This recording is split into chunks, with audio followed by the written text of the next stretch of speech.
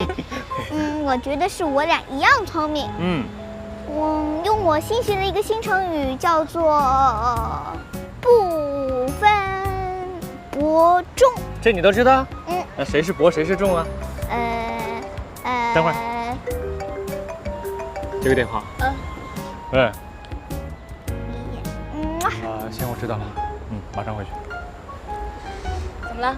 那个天乐那边出了点事儿，我得马上过去一下。出什么事儿了？我也不知道。那你快去吧，然后待会儿给我打电话。好，一会儿见。天乐怎么了？不知道啊，待会儿等他电话吧。走吧，我们回家了。哇，好漂亮啊！好多气球啊！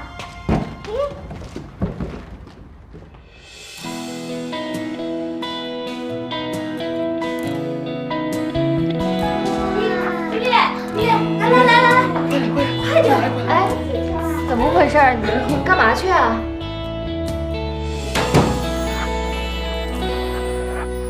巷口街灯待在角落，陪着我们沉默。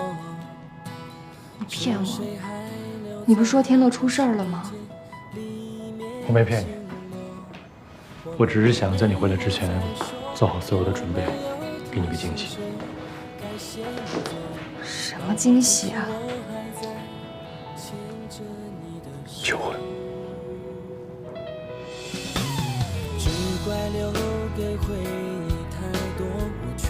少宇，你想好了吗？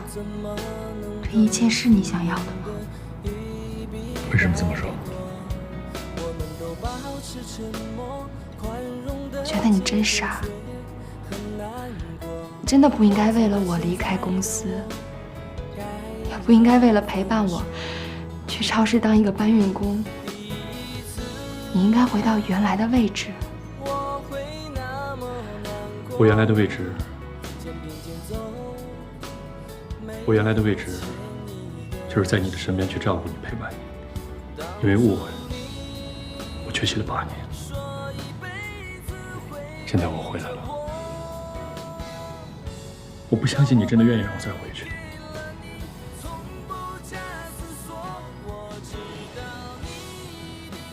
依然，你离开了我8年。这8年里，我只知道你离开了上海，有了我们的孩子。我不知道你为了这个孩子，你到底受了多少委屈，我也不敢想。我不敢去试想你这8年里的生活，因为每次想起来，我的心会很痛，特别的痛。我恨自己无能，不能去好好保护你。我不想再想这些，因为我又重新拥有了你跟依恋。我只想好好珍惜你们俩，把1天当做2天来过，这样我才能把这失去的8年全都追回来。想好了吗？可是我真的不希望你为了我放弃原本的生活。什么是原本的生活？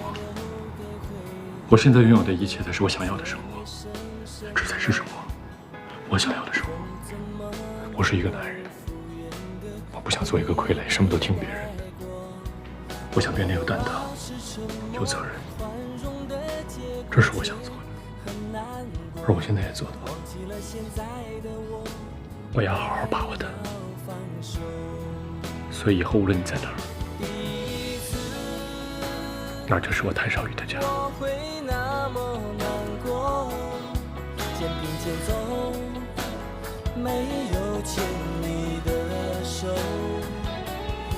以我现在的经济条件和状况，我只能负担得起这么一个寒酸的戒指。希望你能体谅和理解。以前我不知道怎么去爱，但经历了这么多苦，我现在知道怎么爱你。所以这枚小小的戒指，代表了我的诚意，我的爱意，好要对你负的责任。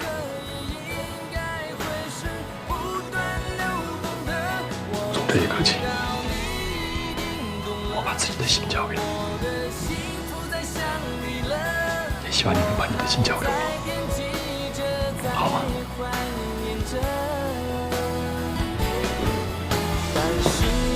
却说了，他怀抱是多么暖和，是不是忘了我，你会更快乐？是不是忘了我，你会更快乐？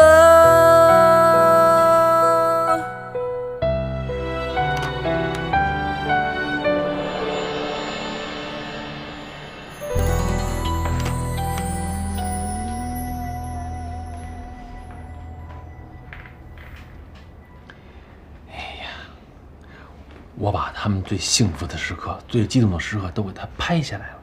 嘿嘿。哎呦，你至于吗？你激动成这样干嘛呀？怎么不至于了？我说你是榆木疙瘩，你还不承认？这么感动的话，谁听了不感动啊？再说这场景，我还帮着设计了呢。哎，你有没有想过，你未来希望的那种求婚仪式是什么样的呀？我原来吧就觉得，求婚一定要在最高级的西餐馆里边，然后很大的钻戒，玫瑰至少要999朵，然后私人管弦乐团伴奏，在海边，就那种一出餐厅就可以看到大海的那种。这。但我现在吧，经历这么多，我对这个幸福的定义已经改变了。老话，平平淡淡才是真。我不怕你笑话啊。我从小就觉得哆啦 A 梦和 Hello Kitty 应该是一对儿。我特别喜欢粉色，所以我觉得我就是 Hello Kitty。特别希望能找到属于我的那个哆啦 A 梦。至于求婚仪式吧，钻戒并没有那么重要，钻戒大小也不等于幸福啊。如果这个人我爱，怎么着都行；如果我不爱他，怎么着都没用。说的没错。你们在看什么呢？啊，我们没看什么呀？这个你不能看。我为什么不能看？因为你小啊，这个等你，哎，等你长大了，你就能看了啊。那我什么时候长大呢？你什么时候啊？你什么时候长他这么高了？你就算长大了。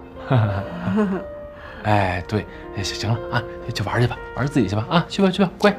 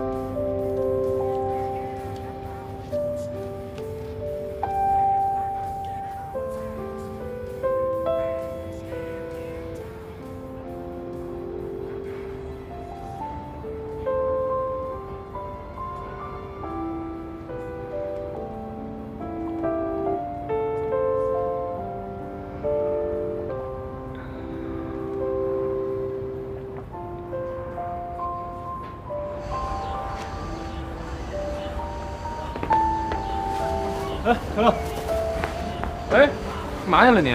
依然干洗的衣服帮拿回来。哟，这才多长时间呀？刚表白完就晋升成这家庭妇男了。不是，这男人跟女人一样，一旦跟自己喜欢的人在一起了，你干什么都不累，都愿意。哎呦我的妈呀！你是我认识那谭少宇吗？啊？是啊，只不过这谭少宇现在见不着依然吧，真是吃不下睡不下。哎呦，他描述的这个太幸福了啊，让我各种这个羡慕嫉妒恨啊。也有难的事儿。你说这依恋吧，每次叫我少宇帅哥的时候，我就觉得心里挺难受的。我就想把一切都告诉他，让他叫我声爸。但你想想吧，这一切都说了的话，他岁数这么小，我怕他接受不了。慢慢来吧。对，这事儿啊，别着急。你跟这依然呢，毕竟是有感情基础的，但是你跟依恋呢，得慢慢培养感情，你得陪着他呢，慢慢长大。毕竟呢，你已经错过了7年了，以后这日子千万就别再错过了。这我知道。但你别光说我，你这跟美兰妮呢，拖了这么久了，也不找个合适的时机表白一下。毕竟你跟这美兰妮的情况跟我和依然还不一样。你说美兰妮长这么漂亮，年轻人又好，改天让人追去了，你得难受死。我这不是也想呢吗？就是没找着合适机会。这还有什么合适机会？你不是诚心的吗？我是诚心的呀，我这诚心天地可见呀。那不就得了吗？就表白吧。我上去。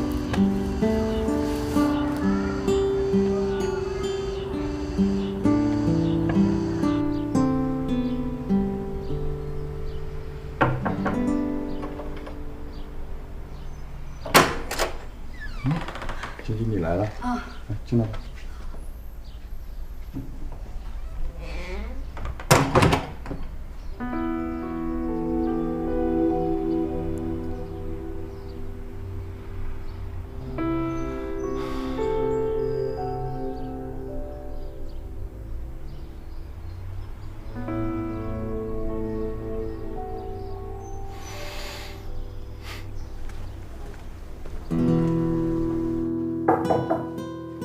谁呀？你找谁？刚刚是不是有一女孩进去了？叫薛晶晶。你找我们家叫薛老师。家教？对呀。你是他什么人？哦，我是他朋友。你是他朋友啊？哦，那进来吧。那进来，我把你叫。哎，好，谢谢啊。对。哎，你先稍等一下，我就给你叫。哎，好，谢谢你啊。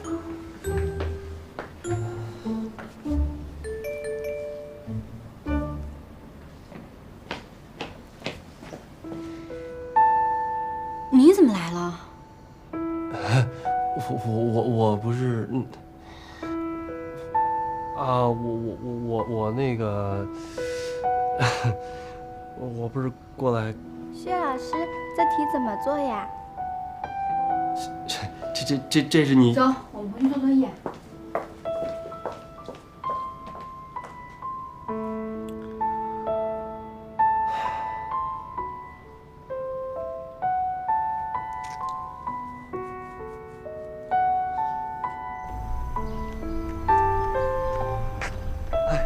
晶晶，对不起，别拉我，是我误会你了，是我不好。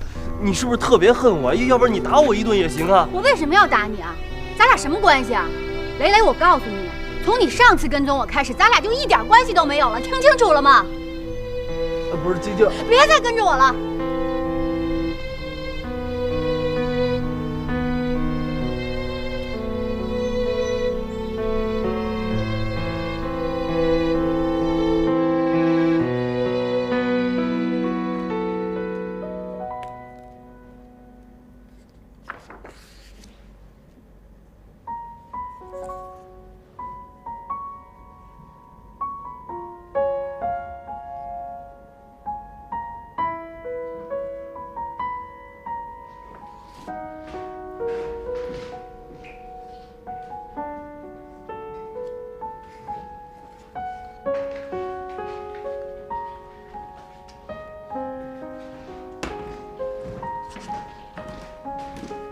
安妮，忙什么呢？随便看一些图片资料。这才1个多月，你已经是我们这最受欢迎的设计师了，好几家公司都点名要求你来做设计。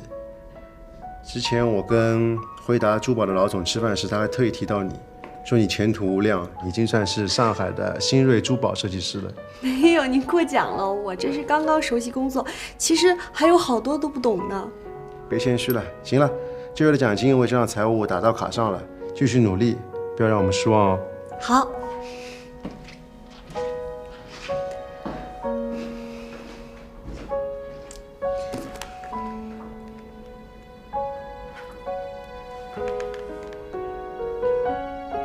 喂，天乐，我们领导夸我了，啊，还说我是新锐珠宝设计师呢，哼，赞吧？你这设计被人认可了，我也觉得我倍儿有面子。这军功章怎么着也得有我一半吧？哎，我觉着啊，咱干脆找个地方庆祝庆祝吧。哎，你还记得上回咱玩那旋转木马那地方吗？旁边2楼有一西餐厅，咱就定那儿了，好不好？哎，对，行嘞，我呀收拾，马上就来啊！行，晚上见。哎。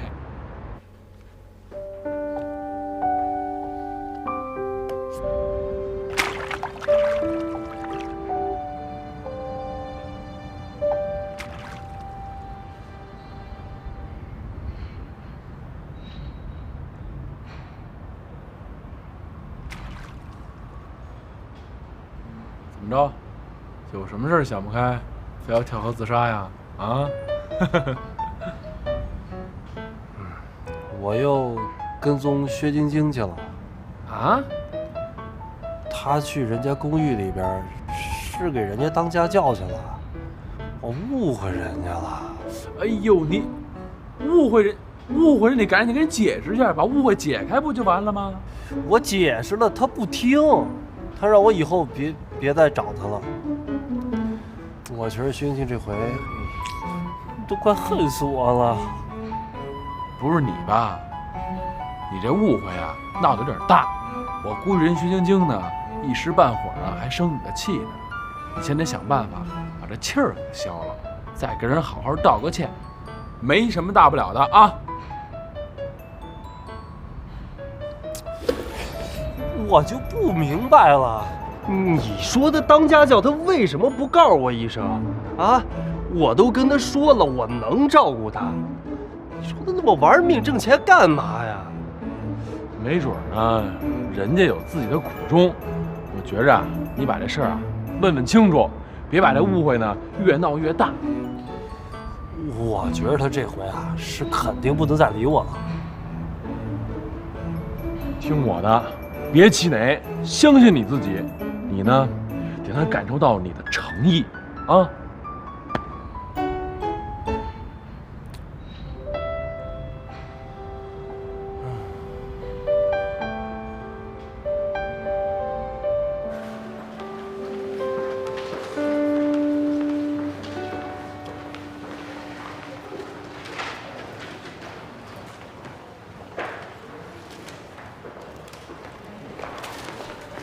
护士，麻烦问一下药房在什么地方？左边1楼。啊，还有这个脑部 CT 在什么地方做？2楼右边。谢谢啊。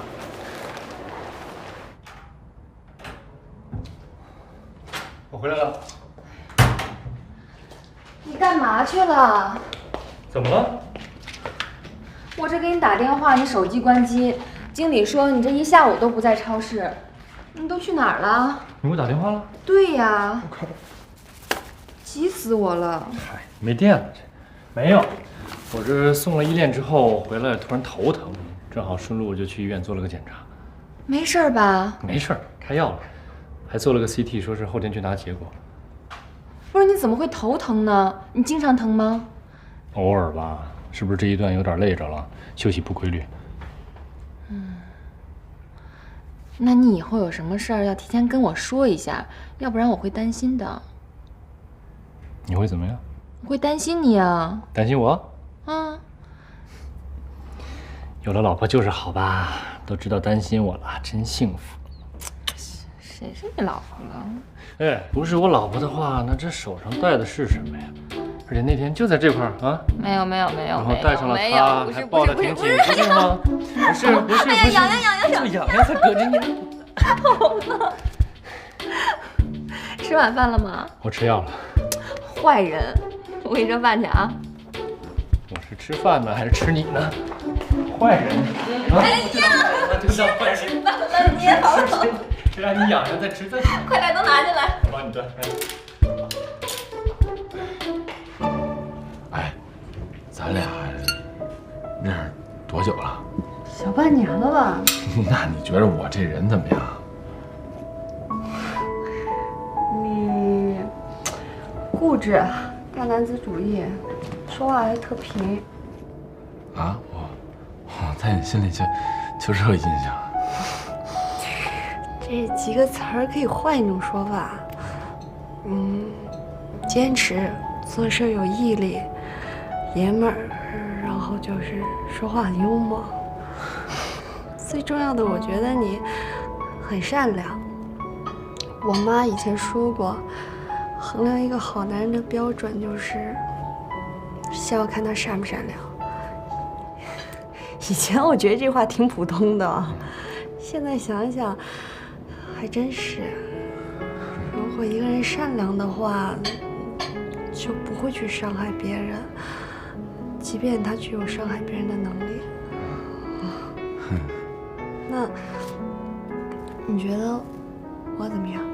就是一开始啊，我觉着你有点那个目中无人，有点那个娇气，那个有点那种被人宠坏了大小姐的感觉。后来我发现你这人也挺仗义的，而且也特善良，就是没有那种女孩子身上的娇柔造作。反正我一直认为啊，这美的第一要素啊，就是那个真实，那个自然。我觉得这些你都具备了。哎呀，那个，你不会是因为我今天请你吃这顿饭，所以在这夸我的吧？不是我是发自内心的。你要觉得我是假的，那什么，那这顿饭就我请。不要，那酒后逢知己，咱们碰一个呗。来，碰一下。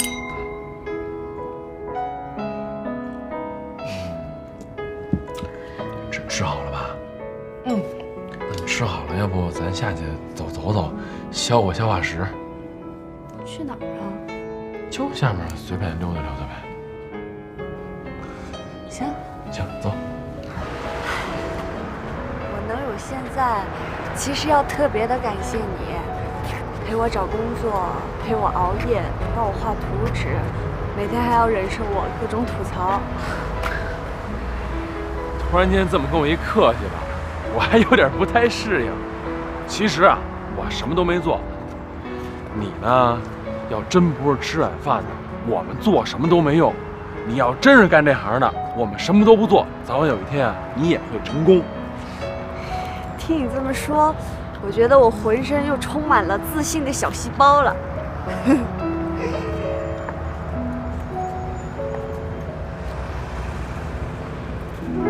明天了。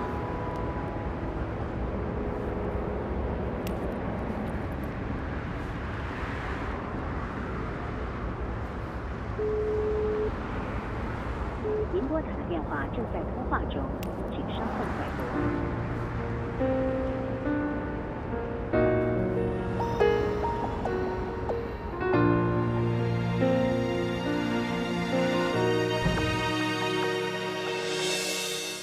天空很蓝，世界好大，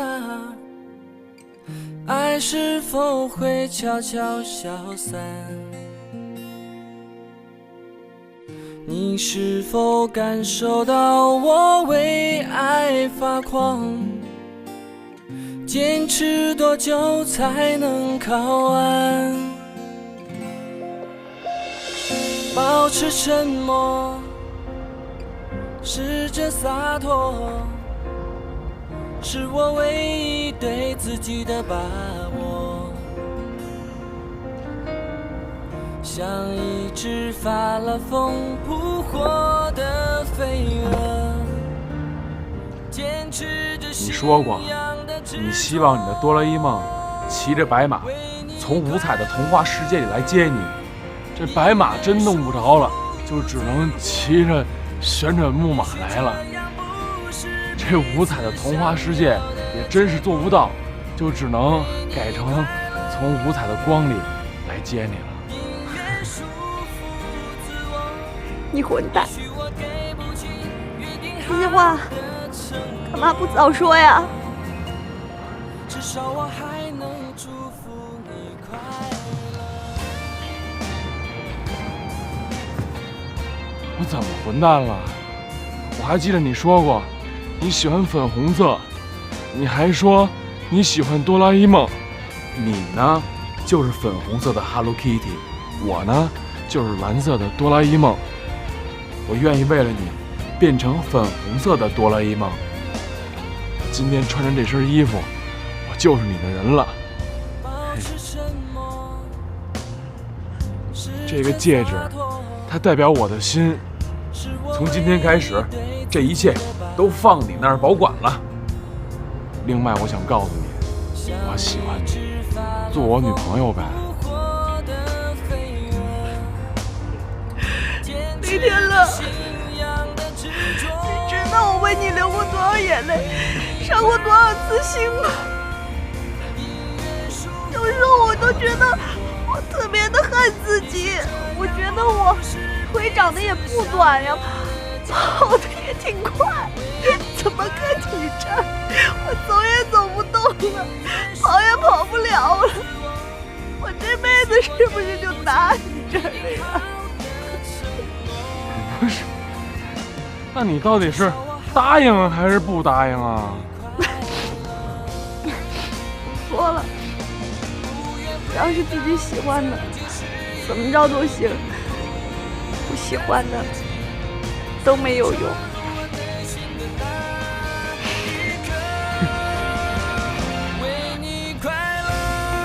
哎，那是无名指，咱这又不是求婚。你这是干嘛呀？我这不是一表白吗？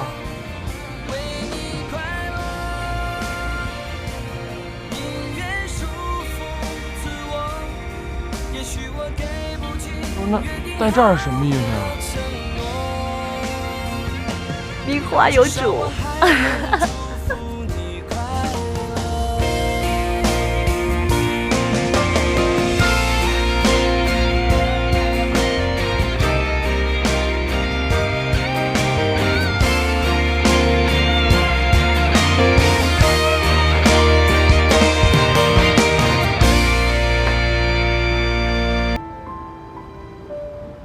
夏娃，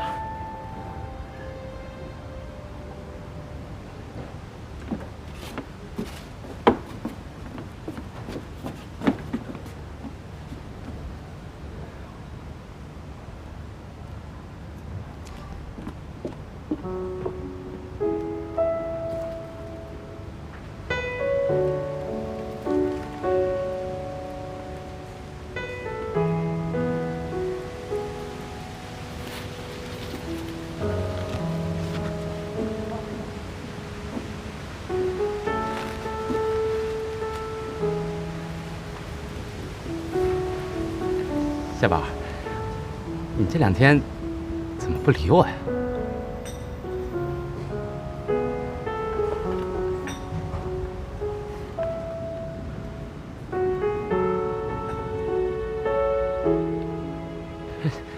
不是说好了，钱的事我来搞定吗？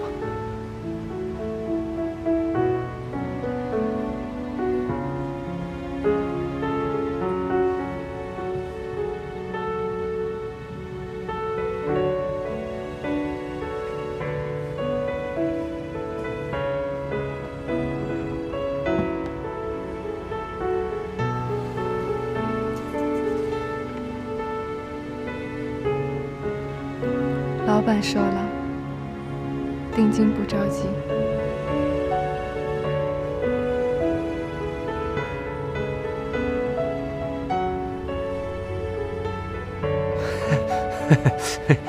夏宝，你这什么意思呀？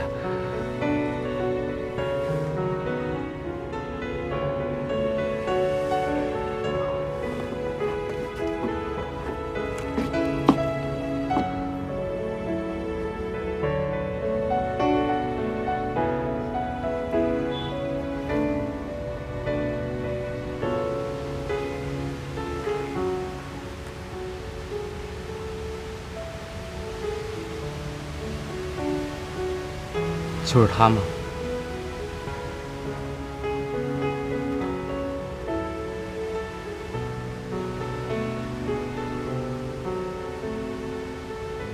夏丹，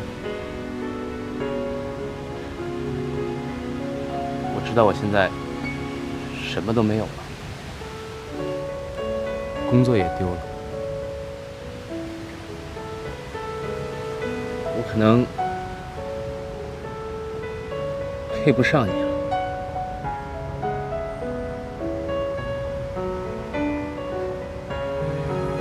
可能你压根儿就没想过让我配你。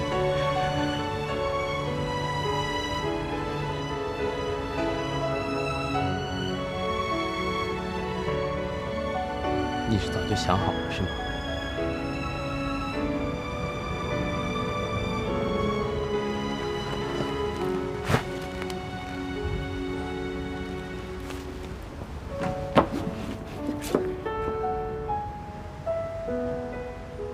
在你心里，我就是个备胎是吗？嘿，小伙子，有话咱们好好说。就这儿，你给我闭嘴！她现在还是我的女人，别碰我！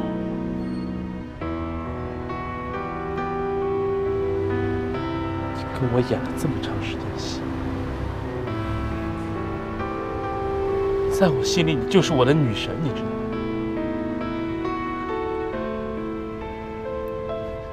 你们也太狠了，你们！我心都掏出来给你了，你还是人吗你？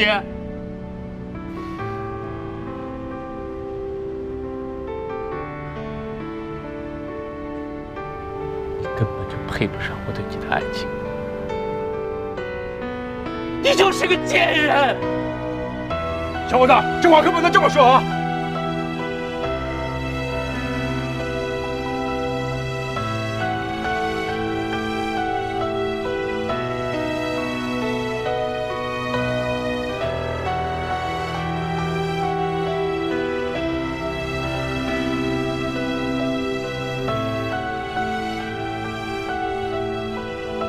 你说的都对，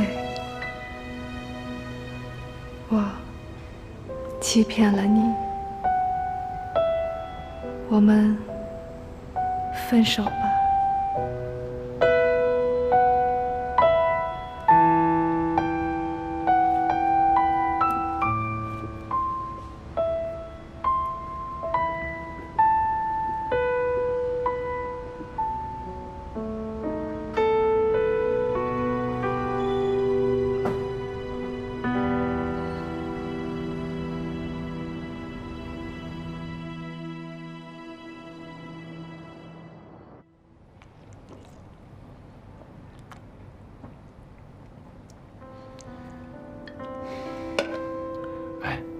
不是这男的他有多少钱呀？2家西餐厅，1家酒吧。我觉得这事儿吧，就是有点奇怪。你就没说问问他身边的人？问了，都躲着我。商量好了是吧？不是这事儿，你别想太多，也别想得太夸张了，可能那不是你想象的那样啊。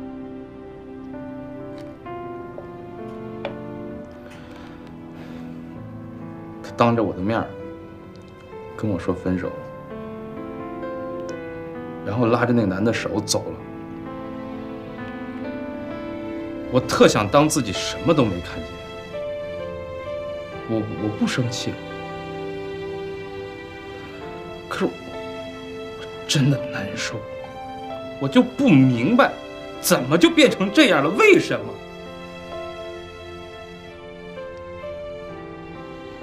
可能是为了让彼此的生活变得更好。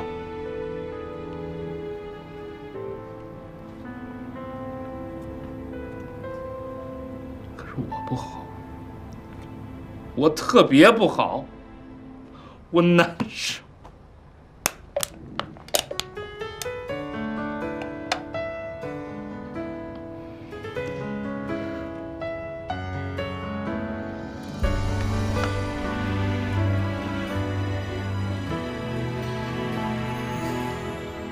你的话像一根刺，扎在我心里最重的位置。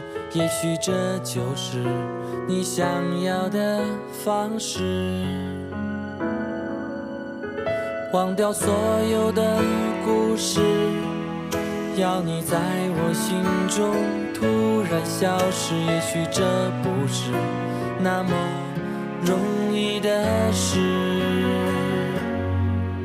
我的痛却不是一下子，我努力做你想要的样子，我尽力了却又把自己找回来。每次我是最后一个傻子，不懂事，渐渐找不到了熟悉的坚持，真心来得太迟，花心偷走日子，属于我们最幸福的事。我是最后一个傻子，不自私，我们都输给了寻常的日子，浪漫磨成理智，爱变得不真实，因为爱本来就没有万无一失。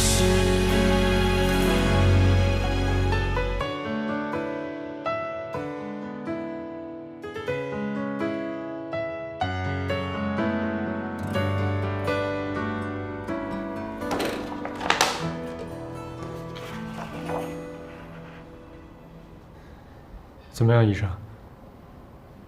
没问题吧？检查结果检查结果怎么了？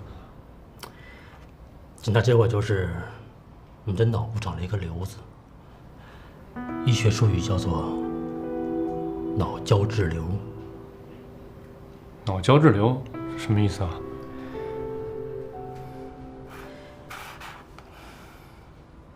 这是一种颅内结瘤，现在已经向恶性扩散，就是通常所说的癌症。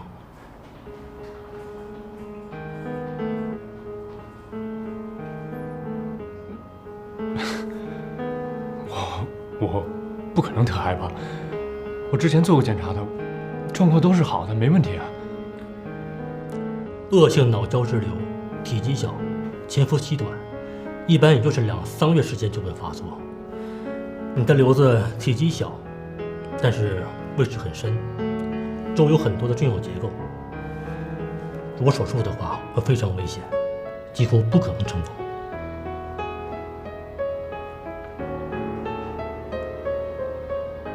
那没别的办法了？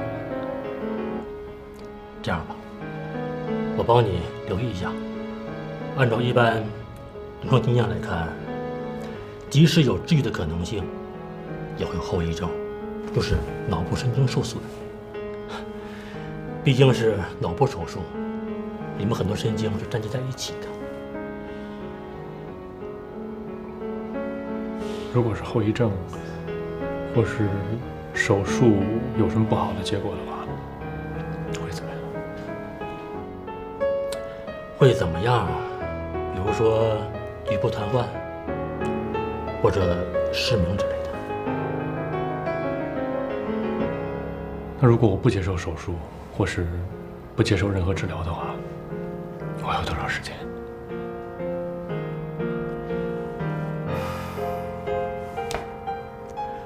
乐观估计，也就是半年左右。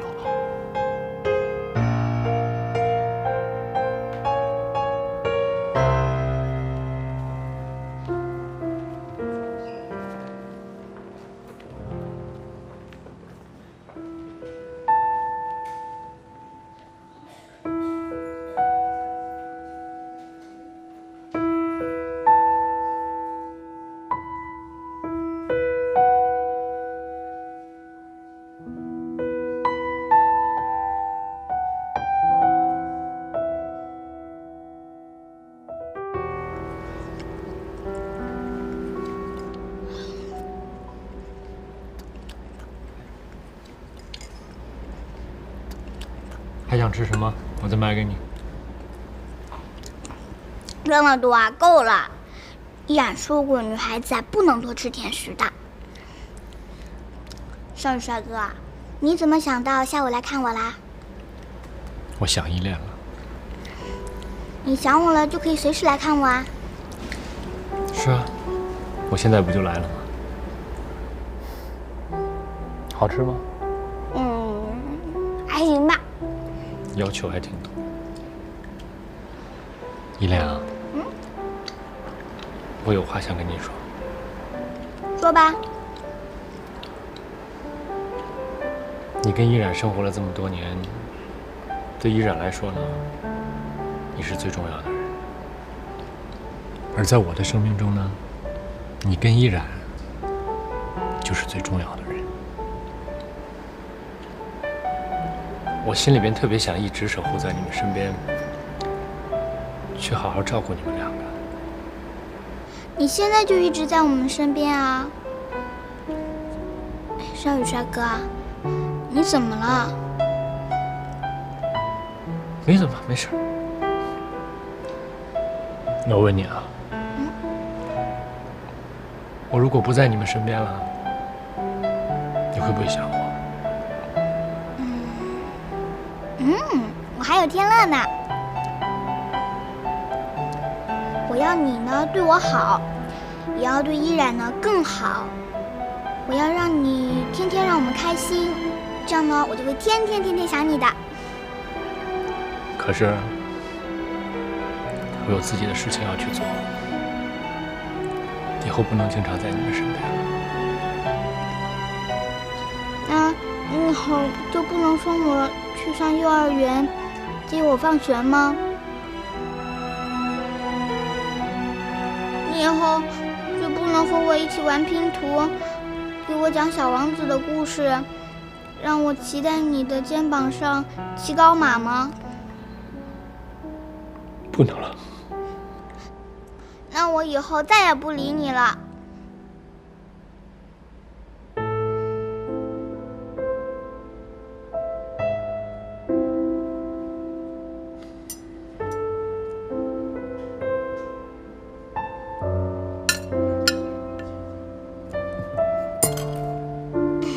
骗你的。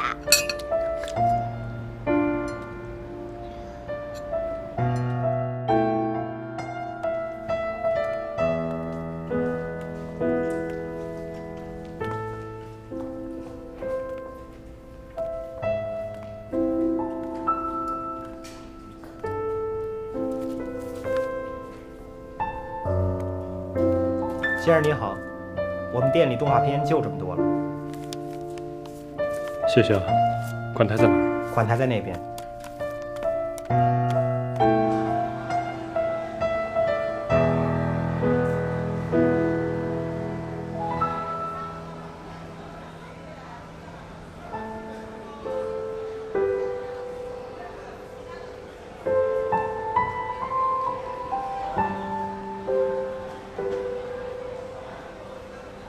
你的脑部长了一个瘤子，医学术语叫做脑胶质瘤，现在已经向恶性扩散。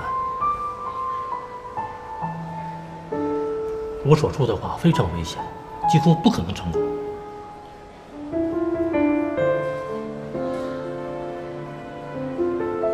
即使有治愈的可能性，也会有后遗症，比如说局部瘫痪，或者是失明之类的。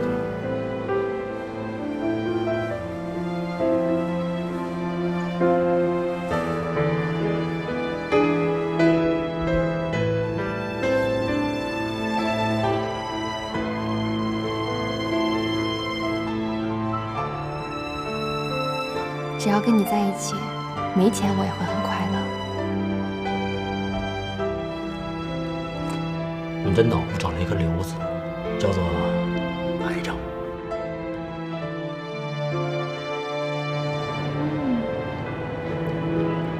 你也来一口啊，来一口。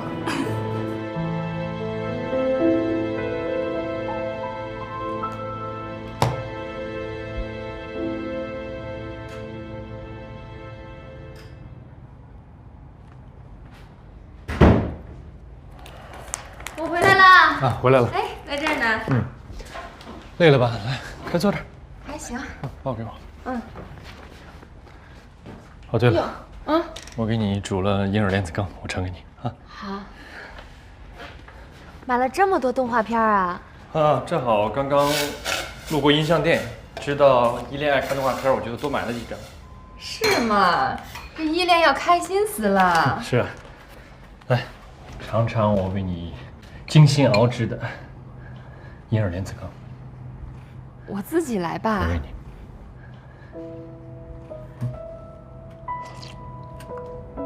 怎么样，好吃吗？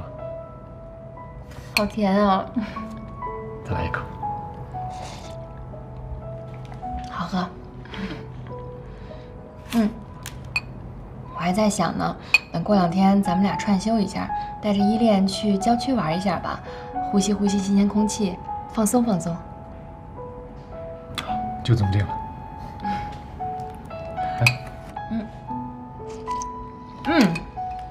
对了，你买这个蜡笔小新啊，太对了，依恋特别喜欢看这个，然后他还老跟我演嘛，说妈妈妈妈，我总觉得我肚子里面好像有100只大象，不啦不啦的跑过。他演的特别好。到时候我们3个一起看。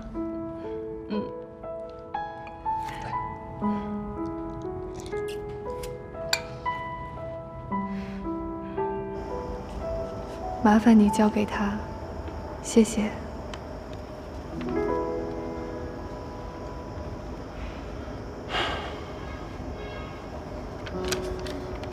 小丹，我能问你个问题吗？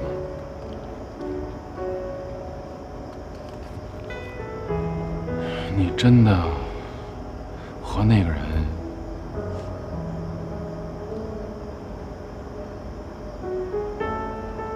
说实话，我有点不太相信。事与愿违，但人总要继续生活下去。也许我做了错误的选择，留给时间来评判吧。如果这是真的，我觉着你会后悔的。难道你从来不后悔吗？可我们有什么办法？随他去吧。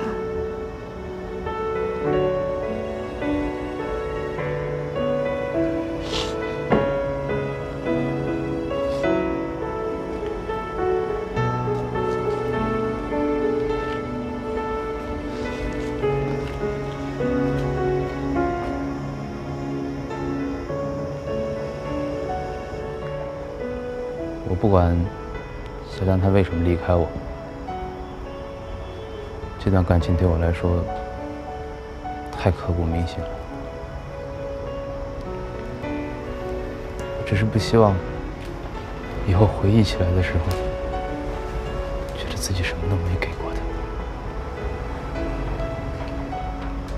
这50万是我对他的承诺，也是对自己的承诺。我只是希望，在他的生活里，能有那么一点点幸福，是我给的。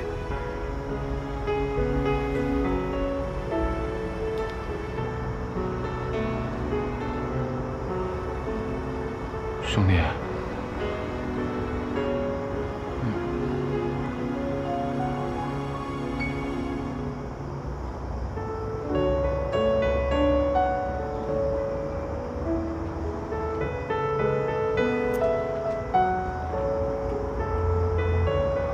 他让我把这个交给你，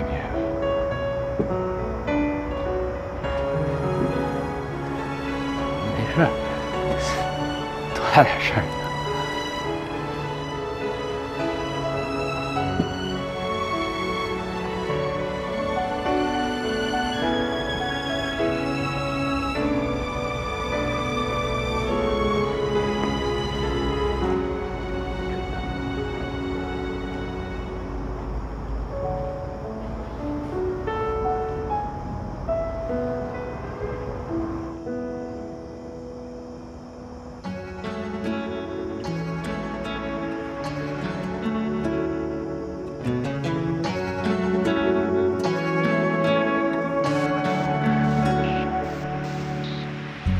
真的不需要想念。下一个没有我的明天，在海平线的那一边，你最向往的世界。别怕飞得多遥远，把一切留恋停在分别之前。没什么会觉得遗憾，眼泪笑了的瞬间。如果没有遇见你，谁来填满我的梦？我愿变成你翅膀下的微风，送别到那远方天空。感谢可以遇见你，才了解怎样感动。回忆就算只有刹那会永恒，因为你永留在我故事中。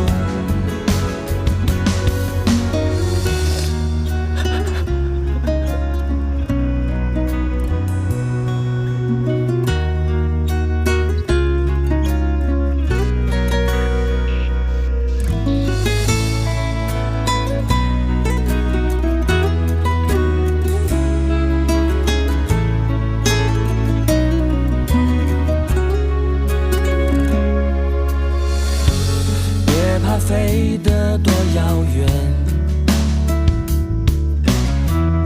把一切留恋停在分别之前。没什么，不用怕，放心大胆地往前走，不管遇到什么事儿，都有我这个小太阳。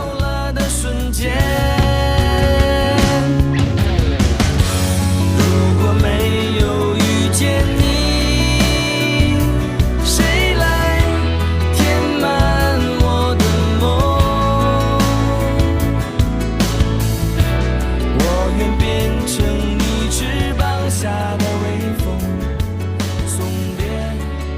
卡里是你给我的5万块钱，上次你忘了带走，谢谢你，抱歉。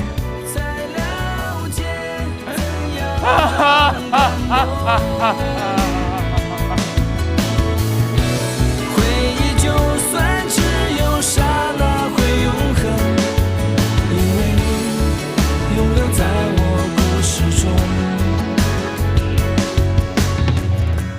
如果没有遇见你，谁来填满我的梦？我愿变成你翅膀下的微风，送别到那远方天空。感谢可以遇见你，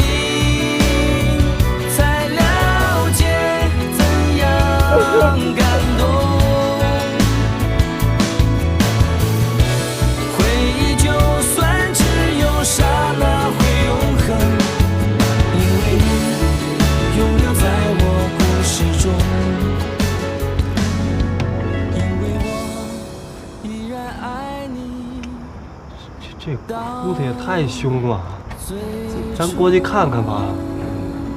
这要换作是你，我过去看你，你觉得心里舒服吗？你怎么没跟夏楠好好说说呢？你怎么不去跟夏楠好好说说呢？你去试试，那夏楠说得通了也得。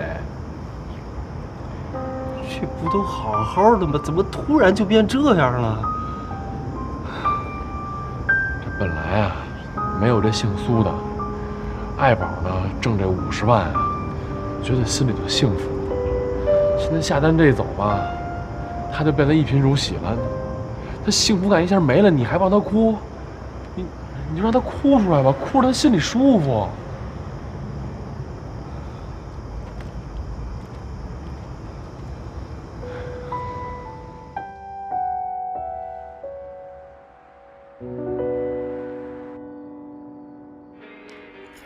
听人唱多好啊，是不是？学学。对。让你学。月。洗衣服是吧？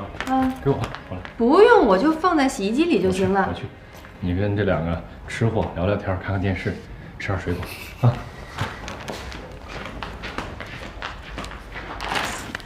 太慢人家呀，烦死了！同样是男朋友啊，水都不让一人沾。再看看你，我怎么坐着也招着你了，躺着也能中枪啊？哎，不过这少宇现在变化挺大的哈，360度大转变，怎么着？这是要洗心革面，重新做人呀？哎，真的是熬出头了。少宇这样我看了我都有点不习惯。你都不知道我在他家的时候啊，那甩手掌柜，酱油瓶倒了不会扶一下。现在，爱情太不可思议了。不过我也不知道他是怎么了啊，在超市的时候也是一点累活啊、重活都不让我干，以前原来那些脾气性格都没有了。来，喝点牛奶。啊。还有这洗衣粉快用没了，在哪儿？柜子里啊。我帮你去拿吧。我去。我也喝牛奶。我的呢？看呐，看见了，这么使劲。等一下，会不会有问题啊？他现在这么好，是不是做什么错事儿了？先卖一些乖什么的。我发现你吧，就是一贱皮子啊！人家不搭理你的时候吧，你说人没良心；人家要搭理你了，对你好了，你就怀疑这个怀疑那个，那你还让我们怎么做呀？是吧？我觉得少宇现在不会了，我相信他。哎，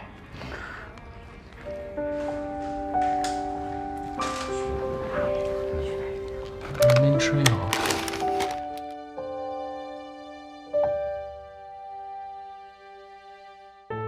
所以以后无论你在哪儿，那儿就是我谭少宇的家。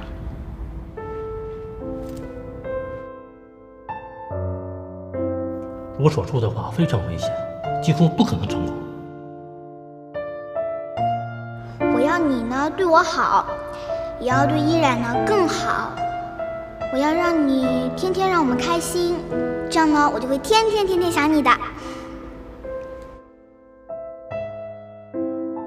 即使有治愈的可能性，也会有后遗症，就是脑部神经受损，比如说局部瘫痪，或者是失明之类的。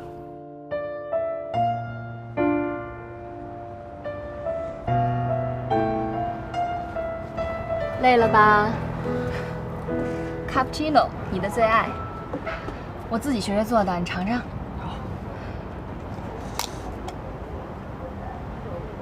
好喝吗？好香啊！哦，对了，你前2天说去医院看病，怎么样？出结果了吗？没什么事，他说我多注意休息，规律点就好。你这身子啊，就是金贵，这刚多少活儿就受不了了。明天我休班去看看依恋。算了吧，好不容易歇1天，还是在家好好养养吧。想他了。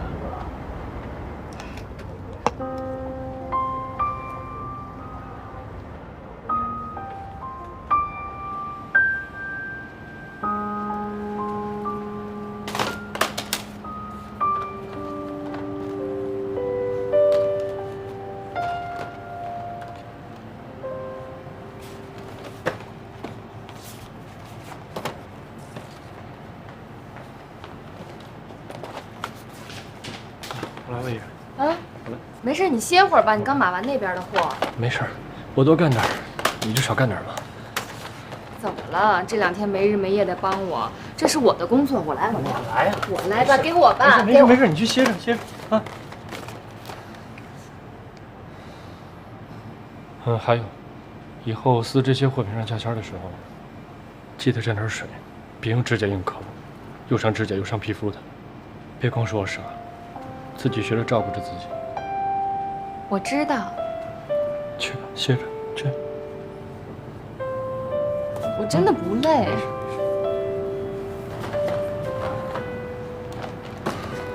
那你累了就歇会儿啊。好。